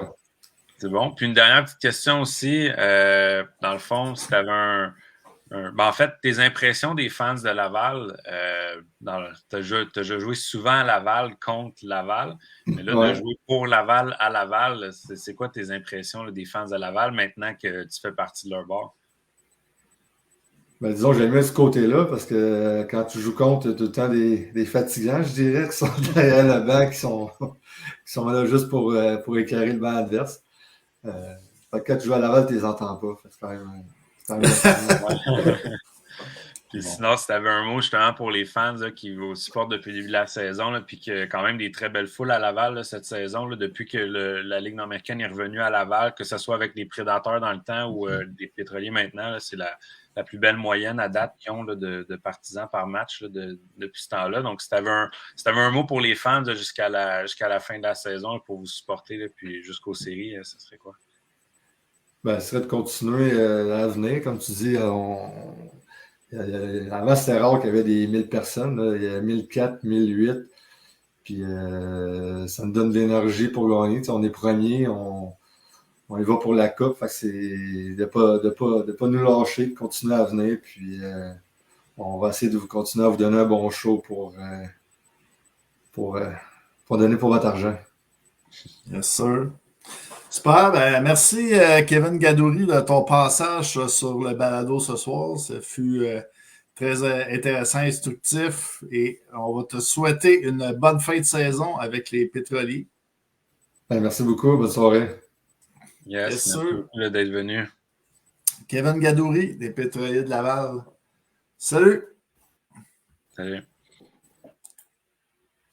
Yes, donc Kevin Gadouri qui a marqué son 200e point dans la Ligue nord-américaine. Donc, quand même, on parle d'échanges, là. Il y a quand même eu plusieurs échanges dans la Ligue nord-américaine là, depuis le début de la saison, mais un des échanges qui, dans le fond, qui a porté le plus fruit, c'est définitivement Kevin Gadouri qui s'est amené à Laval parce qu'on avait besoin de quelqu'un pour combler la perte de Maxime Massenauer. C'est sûr que, comme il l'a dit, personne vraiment pour remplacer Maxime Massenauer quand on parle probablement un des 5 meilleurs joueurs de la Ligue nord-américaine, mais quand même qui s'amène là. C'est 9 points en 10 matchs, apporte de l'expérience, apporte de la stabilité, surtout à la ligne de centre à Laval. Donc, vraiment, là, toute une acquisition pour Laval. Puis content là, de voir là, que c'est un des joueurs que j'ai aimé voir vraiment longtemps à Sorel. Content de voir que même s'il pensait peut-être plus rejouer dans la Ligue nord-américaine début de la saison, ben, là, il est de retour là, à Laval cette saison, là, au moins jusqu'à la fin de l'année et qui sait pour la suite des choses. Dave, je suis en train de regarder un peu les nouvelles sur les pages des équipes. Je dirais que ça ne bouge pas beaucoup. Là. Ouais, on peut faire un petit tour d'horizon. Là. Donc, il n'y a pas encore d'update. Pendant que tu étais parti, là, j'ai comme un peu lu le communiqué là, des 3L de Rivière-du-Loup. Là, mais si on regarde les pages des autres équipes, là, on n'a pas commenté là, jusqu'ici la date limite. Là. À suivre, là, il peut y avoir des annonces jusqu'à la fin de la soirée. Fait qu'on on verra, on se croiserait les doigts. Mais sinon, on avait une question qu'on s'était parlé, là. Puis, tu sais, dans le chat aussi, vous pouvez dire votre avis là-dessus, mais advenant que la date limite des transactions se termine puis qu'il n'y a aucun échange, selon vous, puis selon toi, c'est quelle équipe qui gagne le plus à ce que ça reste comme statu quo? Qu'il n'y ait aucun mouvement qui se fasse, c'est laquelle l'équipe, dans le fond, qui serait la plus avantagée par ça? Dans le fond, si vous Tu me poses la question à moi et aux fans, là, Dave? Ouais, ben moi aussi, je vais pouvoir donner ma réponse, là, mais toi, ça serait qui, selon toi, là, dans la Ligue, là, qui gagnerait le plus à ce que, justement, là, les choses restent comme elles sont, puis que ça bouge pas? Ben c'est sûr, si on regarde peut-être l'ajout là, de Pierre-Cédric Labrie là, avec les Marquis, c'est peut-être la grosse signature, le choc, si on parle de la date limite, là, c'est quand même là, 3 semaines, là, mais un joueur d'impact qu'on a amené qui est capable d'avoir une présence également sur la surface glacée. Sinon, on parlait la semaine dernière un peu des ajouts peut-être de profondeur là, que les équipes iraient chercher peut-être un défenseur, où on a vu l'assurance aller chercher Jason Horvat. Ça dépend aussi c'est qui les joueurs qui vont venir jouer d'ici la fin de la saison pour les séries. La présence d'un Kennel là, avec les éperviers. On parle aussi des retours, là, peut-être des blessures. Là, Mathieu Gagnon du côté du Call FM. On a eu Alexandre Goulet. Va-t-il revenir en santé aussi pour l'Assurancia? C'est peut-être pas nécessairement les joueurs qu'on est allé chercher, mais c'est peut-être, si on n'a pas fait d'échange, c'est peut-être qu'on est confiant que nos joueurs vont revenir en santé, puis on va être capable de faire un bout avec eux là, d'ici la fin de la saison. Mm-hmm. Donc, ouais, c'est sûr que, tu sais, c'est sûr qu'il y a des équipes, quand on regarde certaines équipes qui ont peut-être un peu moins de profondeur à certains endroits. C'est sûr, si on regarde, là, je donne un exemple, mettons, du côté de Sorel Tracé, c'est sûr qu'à la défensive, on n'est pas si mal nanti, mais on n'a pas tant de profondeur. C'est sûr que là, le retour d'un Maxime Ouimet en fin de semaine dernière, ça allait être beaucoup. Lui qui avait seulement joué un match depuis le début de la saison, là, vient de réintégrer l'équipe là, à temps plein. C'est sûr que ça va aider beaucoup. Mais c'est sûr que quand on regarde les équipes, si on regarde, Jonquière ont eu quelques difficultés à marquer des buts pendant la saison. C'est sûr qu'il y avait des blessés. Fait que, Labrie qui vient de se rajouter, Picard qui est revenu, ça risque là, d'aider un peu. Mais c'est sûr que quand on regarde les équipes qui avaient des manques de profondeur à certaines places, peut-être un petit peu plus flagrants que d'autres équipes, ben, je pense que c'est peut-être ça, que si on ne réussit pas à aller chercher cette profondeur-là, ça va peut-être nous coûter un petit peu. Quand je regarde aussi les équipes Thetford Mines, ben là, on avait été chercher Jonathan Arbonne. On donne beaucoup plus de buts qu'on en donnait habituellement à Thetford Mines. Fait que c'est de réussir à raffermir peut-être un peu plus la défensive. C'est sûr qu'Étienne Marcoux a été souvent pendant plusieurs matchs. Là, de revoir notre meilleur gardien aussi, ça l'aide à C'est un joueur comme Moitié qui pourrait venir aussi d'ici la fin de la saison? Ou... Ouais, ben ça risque de voir. Ouais, dans les commentaires, là, ça, justement, Olivier Dosti qui dit que la date limite la semaine prochaine peut changer les choses beaucoup. Date limite pour signer les joueurs de liste, là, on en a parlé en début d'émission. J'ai pas tous les noms devant moi, mais pour ceux qui veulent s'amuser, c'est d'aller regarder la liste de protection des équipes puis voir que peut-être qui a peut-être pas de contrat en ce moment là, qui pourrait se laisser tenter là, pour finir une saison avec une équipe. Donc, c'est sûr que c'est... je sais que les fans les gros fans de chaque équipe savent toujours c'est qui un peu les joueurs qui sont sans contrat. Mais je pense que ça va être à surveiller également. Mais c'est sûr que c'est vraiment je ne sais pas si vous connaissez l'expression, là, un Mexican standoff, là, que c'est comme 3-4 personnes qui se pointent ensemble avec les fusils puis personne ne veut bouger parce que tout le monde est comme, c'est statique, tout le monde ne veut pas faire le premier move. Fait que c'est peut-être ça aussi, là, peut-être que c'est un peu ça qui s'est passé ce soir, là. Puis dans la journée, il n'y a pas d'équipe. Peut-être qu'il y avait plusieurs équipes qui étaient prêtes à faire des moves, mais ça prenait comme le premier domino pour tomber. Puis, c'est rien passé. Donc, c'est à suivre. Puis en même temps, pour Wattier, je viens de voir là, plusieurs personnes qui ont écrit que c'était terminé et il n'est plus sur la liste. Là, donc, c'est ça, un impasse à la mexicaine. Merci. Merci, traducteur. Mais tu sais, mais il y a peut-être des équipes qui vont le regretter aussi. Peut-être que c'est dur aussi parce que toutes les équipes sont quand même relativement. C'est sûr qu'on a les blessures qu'on connaît, là, comme Mason Hauer, un Mathieu Gagnon à Saint-Georges, qu'on espère qu'il va revenir avant les séries. André Morissette à Sorel-Tracy, qui devrait revenir. Ça devrait être imminent, oui, c'est ça. Oui, ça devrait être imminent. Là. On verra. Là. À Sorel, il y en a plusieurs qui se croisent les doigts pour cette semaine. Ça reste à voir. Mais ça devrait être annoncé j'imagine, avant vendredi, si c'est le cas. Mais c'est ça. Fait que, pour toutes ces équipes-là là, qui ont des blessés, peut-être que ça aussi, c'est ça qui va arriver, que dans 1 ou 2 semaines, on touche du bois, là, on ne souhaite pas ça à personne, mais il va y avoir une blessure, puis peut-être qu'il y a une équipe qui va se mordre les lèvres de se dire « Colin, j'aurais peut-être dû bouger à la date limite des transactions, parce que là, je suis dans le trouble. » En tout cas, c'est des choses à voir, mais c'est dommage en tant que fan qu'il n'y ait pas vraiment eu de mouvement, mais en même temps, c'est quand on regarde comment le classement est, comment les équipes sont nanties aussi. Mais je suis surpris peut-être qu'il n'y ait pas une équipe qui avait identifié un joueur peut-être en extra un peu quelque part, qui aurait voulu donner un choix de première ou de deuxième ronde pour le repêchage l'année prochaine. Je suis quand même surpris. J'aurais pensé peut-être qu'on aurait vu 1 ou 2 échanges de ce style-là, mais à suivre.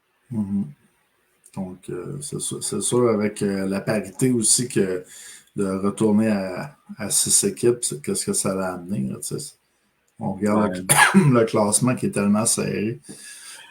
Puis t'as 6 équipes, 5 équipes pour faire des échanges au lieu de 6 aussi.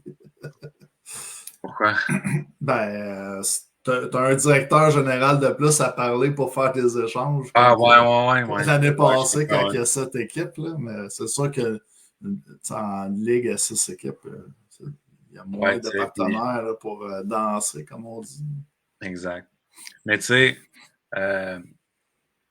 quand on regarde les limites des transactions, dans le passé, il y a quand même tout le temps eu. Ce serait la première année qu'il n'y avait pas au moins un gros échange. Parce que l'année dernière, il y avait eu Guillaume et Curtis Swenson à Laval versus Dominique Talbot-Tassi à Montcalm.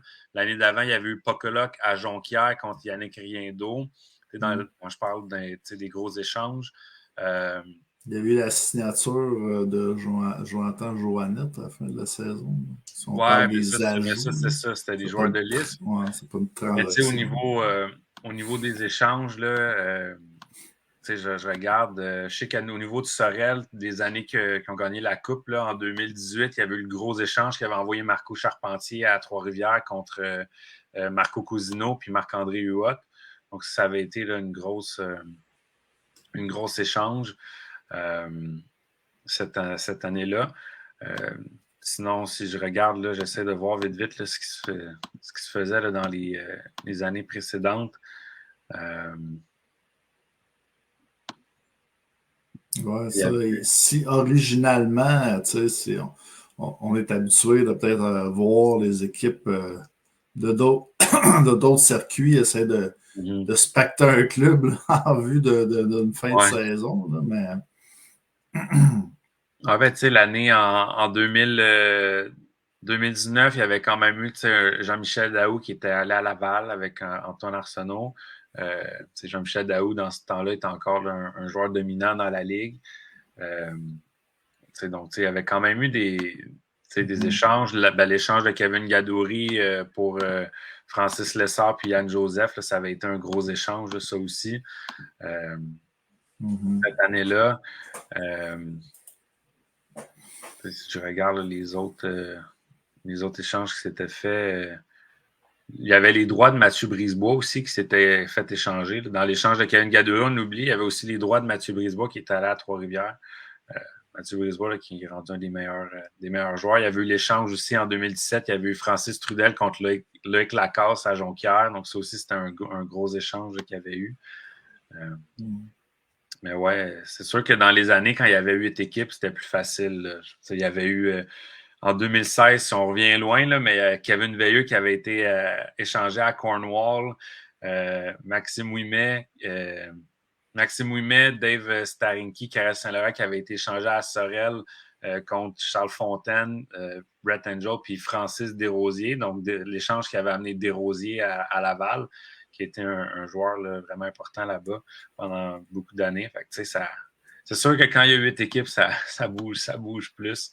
Je rappelle aussi que au début, milieu des années 2010, Dean Legistakos, ça faisait toujours un malin plaisir à faire des échanges avec Cornwall, avec Cornwall pour aller chercher des premiers choix au pêchage aussi dans ce temps-là. Donc non, on peut se rappeler les souvenirs les souvenirs de ça. Les souvenirs des années passées quand il n'y en a pas bien qui se font cette année. Dans mon petit calepin, j'ai quand même noté peut-être les derniers mouvements qu'il y a eu dans les dernières semaines. Je vais vous montrer. Donc, dans le calepin à ça, les derniers ajouts. On a parlé le 18 janvier, l'échange de Jonquière qui a reçu Mathieu Bidier, Sorel qui a reçu Samuel Blanchette, la signature de Jason Horvat chez l'Assurancia. C'était le 16 janvier. Signature de Pierre-Cédric Labrie le 9 janvier. Il y a eu l'échange, Laval a reçu Chris Cloutier. Jonquière a reçu Mathieu Gartin qui n'a pas encore disputé un match. J'ai vu quelques partisans qui ont demandé ça serait le fun quand même qu'un joueur de cette trempe-là puisse se joindre au marquis. Ouais. Puis, signature de Tristan Pelletier chez Trois-Rivières qui est le 19 décembre. Ça pourrait être justement, on parle d'ajout du côté de Gartin, ça pourrait être un ajout qui est, comment dire ça, ouais, mais tu sais, un Gartin, justement, contre, je spécule, là, mais tu sais, une équipe plus proche, comme Sorel ont quand même beaucoup d'attaquants, mais contre un choix de deuxième ronde, troisième ronde, ça serait quand même une belle police d'assurance si Mathieu Gartin veut se présenter, versus Laval, que là, on a Mathieu Gartin sur notre liste, mais c'est sûr que avec les considérations futures, peut-être qu'il y a toujours une police d'assurance en cas qu'il ne se présente pas à Jonquière, là, mais ce genre de joueurs-là qui ont joué déjà cette saison, on sait un peu qu'est-ce qu'ils peuvent apporter dans une équipe. Ce genre de joueurs-là que je m'attendais à voir, est-ce que peut-être ils bougeraient. Donc, en tout cas, à suivre, il reste peut-être qu'il va y avoir de quoi d'annoncer sous peu avant minuit, mais à date, ça ne regarde pas fort. Non, c'est ça. Une chance qu'on n'a pas fait une émission spéciale dans une journée de temps comme les gros réseaux, parce que il aurait fallu trouver bien des affaires pour meubler le temps, j'ai l'impression. Ouais, ça aurait été difficile. Ça aurait été rushant. Ben, j'ai vu un petit commentaire là, que toi, David, t'as failli t'échanger pendant le podcast. Là. On a vu que ton ordinateur ne voulait pas te garder, on dirait. Ouais, mon ordinateur m'a donné, je sais pas pourquoi, il surchauffait un peu, mais là, ça a l'air à s'être, je ne jinxerai pas non plus, mais ça a l'air à s'être stabilisé. Ça m'était pas encore arrivé, je pense, cette année, d'avoir des problèmes d'ordinateur pendant le podcast. Bon, Mike, mon ami Mike Baudon qui dit c'est Sébastien qu'on devrait échanger. Donc, peut-être, Dave, parler des matchs qui s'en viennent lors du prochain week-end. Ouais, donc tu sais, c'était un petit week-end la semaine dernière, seulement 3 matchs. Donc, Jonquière qui avait battu Sorel à Jonquière, Thetford Mines qui avait battu Rivière-du-Loup à Rivière-du-Loup, puis c'est Laval qui a battu Saint-Georges à Laval. Ouais. Encore une fois, je vous mentionnais des belles foules, là, 2395 à Jonquière, 1400 et plus à Laval et à Rivière-du-Loup. Donc, les fans là, qui continuent d'être au rendez-vous, c'est le fun. La moyenne là, qui est encore de foule par match, là, qui est encore incroyable quand on compare aux dernières années. C'est le fun de voir que ça va dans le bon sens. Si on regarde vers l'avenir pour le week-end qui s'en vient, donc 3 matchs vendredi, 1 match samedi, donc week-end de 4 matchs. Vendredi, Jonquière à Thetford Mines. Donc, toujours là, toujours des bons matchs de rivalité entre ces deux équipes-là. Si on regarde le classement présentement, Jonquière là, est à 6 points de Thetford Mines, mais avec 2 matchs en main. Donc, si on réussit à gagner ce match-là là, au niveau de Jonquière, avec le match en main qui nous reste, là, on va se rapprocher. Du côté de Thetford Mines, on pourrait se distancer. Donc, c'est quand même un match important. Parce que là, oui, le classement est serré, mais quand les équipes atteignent là, à peu près le plateau des 25 matchs, quand il reste une dizaine de matchs, c'est sûr que oui, 6-8 points, c'est pas très gros, mais réalistiquement, rendu quand il reste une dizaine de matchs, c'est dur à combler comme écart. Donc, c'est quand même un match important là, pour Jonquière s'ils veulent avoir une chance là, de continuer d'aspirer là, aux 2 premières positions là, à la fin de la saison. Ensuite de ça, Laval à Saint-Georges. On en a parlé un peu avec Kevin Gadouri. Il s'attend à un match un petit peu plus robuste que vendredi dernier. Donc, le match à Laval, qui avait été un bon match de hockey, mais ouais, avait peut-être été un petit peu moins robuste. On le sait, quand les équipes s'affrontent plusieurs fois rapidement, ben, les mises en échec qu'on n'a peut-être pas appréciées ou ces événements-là, c'est plus frais dans la mémoire que quand ça fait un mois qu'on ne s'est pas affronté puis on est passé par-dessus. Fait que, des fois, ça fait plus de flamèche. Donc, un match là, qui risque d'être intéressant à Saint-Georges en fin de semaine. Puis, les Rivières-du-Loup qui va être en visite à Sorel-Tracy. Notez bien, les 2 prochains vendredis, là, le 26 janvier puis le 2 février à Sorel-Tracy, les matchs vont être à 20h30 au lieu de 20h, parce qu'il y a un tournoi là, de hockey novice à Sorel là, qui finit un petit peu plus tard. Donc, on a déplacé, là, repousser un petit peu les matchs. Du côté de Sorel-Tracy, c'est 2 victoires, 8 défaites dans les 10 derniers matchs. Il y en a 3 quand même en temps supplémentaire là-dedans, mais on essaie quand même. Là, on n'a pas des mauvaises performances par les temps qui courent. On perd tout le temps par un but dans les derniers matchs, mais on ne réussit pas quand même à aller chercher des victoires à travers ça, même si l'équipe joue bien. On va essayer là, de réussir à changer le vent, là, changer notre fortune de bord là, contre Rivière-du-Loup. C'est un peu la même chose pour Rivière-du-Loup. Ça allait bien là, environ quelques semaines, mais là, depuis 2 semaines, des matchs, des fins de semaine de seulement un match, quand on obtient des défaites, ça fait quand même mal du côté de Rivière-du-Loup. Fait que, c'est un match important, parce que là, oui, on est à égalité avec Jonquière au 5e rang, 1 point derrière Sorel. Seulement 4 points derrière Saint-Georges, mais on est l'équipe qui a le plus de matchs de jouer. Donc, du côté de Rivière-du-Loup, là, ça commence les victoires doivent commencer à arriver. Fait que, tu sais, tous les matchs veulent dire de quoi? C'est un classement qui est tellement serré. Je pense que ça va être un autre bon week-end de hockey. Puis le dernier match, samedi, Saint-Georges face à Jonquière. Il faut se rappeler, c'est le match qui avait été placé là, parce qu'il y avait un bris de patinoire là, à Jonquière, là, il y a un mois environ. Donc, c'est la reprise là, de ce match-là.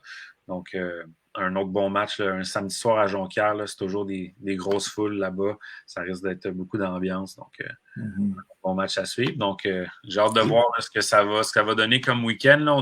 C'est un autre week-end de 4 matchs. Je sais que c'est des week-ends là, avec un petit peu moins de matchs par les temps qui courent. Là. Ça va reprendre là, à peu près à mi-février. Là, les week-ends de 3-4 matchs, là, il n'y en aura plus. Puis ça va juste être des 2 matchs par équipe pratiquement jusqu'à la fin de la saison, jusqu'aux séries. Là, donc, j'ai vu le commentaire de Danny Charette qui dit que l'assurance va être 21 jours après revenir à Thetford. En effet, je suis allé vérifier l'information et là, on a le match de vendredi qu'on reçoit à Jonquière, mais le prochain match après de l'assurance à la maison va être que le vendredi 16 février. Donc, on va être un bout là, sans être à la maison. Donc, les partisans, si vous nous entendez, là, profitez-en pour aller voir votre équipe, là, parce que pendant une bonne période, jusqu'au 16 février après ça, là, vous ne pourrez pas l'avoir à la maison. Bon, au moins, ce qui est le fun là-dedans, c'est qu'à partir du 16 février, les fans vont avoir du hockey. Dans le fond, je pense plus qu'il va y avoir de fin de semaine parce que Thetford Mines ne jouera plus à la maison. Là, donc, ça va être plate un peu. C'est le temps de faire le monde de Thetford de faire peut-être leur petit voyage hivernal là, s'ils veulent faire un petit voyage dans le sud ou aller voir l'équipe à l'extérieur aussi. Là. Aller à Québec ou faire du ski ou peu importe là, pendant ce temps-là. Puis après ça, l'équipe va revenir. Sinon, il y a Sorel aussi qui va jouer beaucoup de matchs à la maison d'ici la fin de la saison. Là. Toutes les équipes ont 12 matchs de jouer à la maison depuis le début de la saison. Sorel en ont seulement 10. Donc, Sorel peut-être un petit avantage à ce niveau-là. Là, vont jouer plus souvent à la maison que les autres équipes d'ici la fin de la saison. Mais ouais, donc à suivre tout ça. Est-ce que tu as un petit quiz pour terminer ça, Dave? Ouais, donc un tout petit quiz aujourd'hui, donc inspiré de notre invité Kevin Gadouri. Donc, Kevin Gadouri qui a joué pour le Titan d'Acadie Batters lorsqu'il était junior. Donc, de tous les coéquipiers, donc c'était dans les 2005, 2006, 2006, 2007. Dans tous les coéquipiers de Kevin Gadouri avec le Titan d'Acadie Batters pendant ces 2 saisons-là, qui a joué là-bas, il y en a un seul qui est toujours actif dans la Ligue nord-américaine. Donc, un joueur qui a joué pour le Titan d'Acadie Batters dans ces années-là, qui est toujours actif dans la Ligue nord-américaine. Donc, qui est ce joueur? Il a joué avec lui comme qui était un coéquipier. Oui, donc c'est un joueur mi-fin trentaine qui a joué pour Acadie Batters.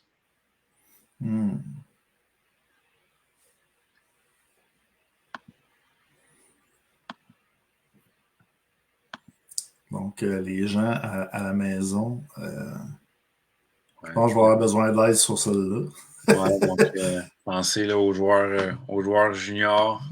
François Pellequin qui dit Kevin Veilleux. Est-ce qu'il a joué pour Bathurst?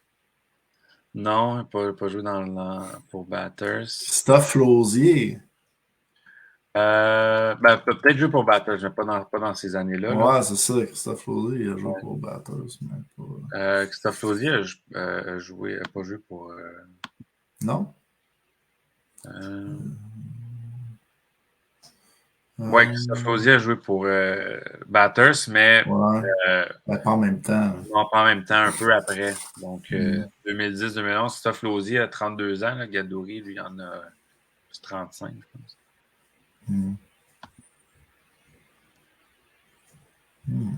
C'est un joueur, si je peux donner un indice, c'est un joueur qui joue à Jonquière. Oh, à Jonquière. Ouais.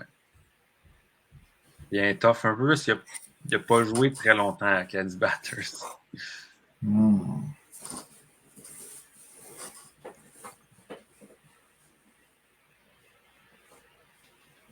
Yann Gaudreau qui donne déjà sa langue au chat.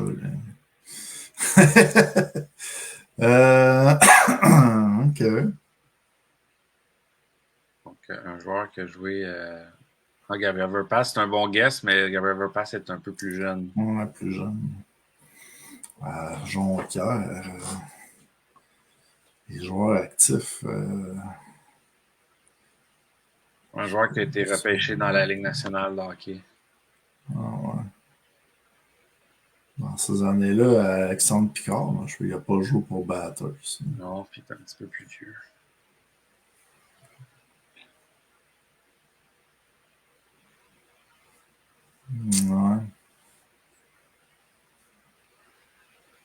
Ouais. Pierre-Cédric Labrie qui est sorti aussi. Non. Donald.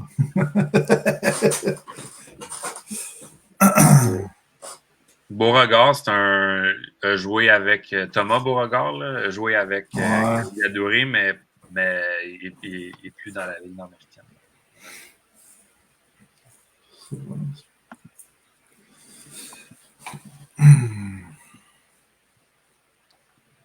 Danny Charavissa qui dit c'est-tu au Colorado? Il n'a pas été drafté au Colorado, mais il y a un rapport avec le Colorado.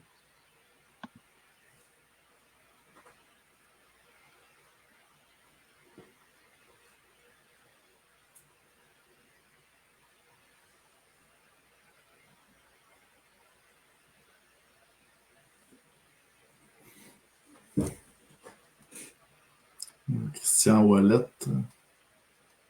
Yannick Riendeau. Non. Bordelot. Jérémy Perron qui dit Bordelot. Perron. Donc, bonne réponse. C'est Patrick Bordelot.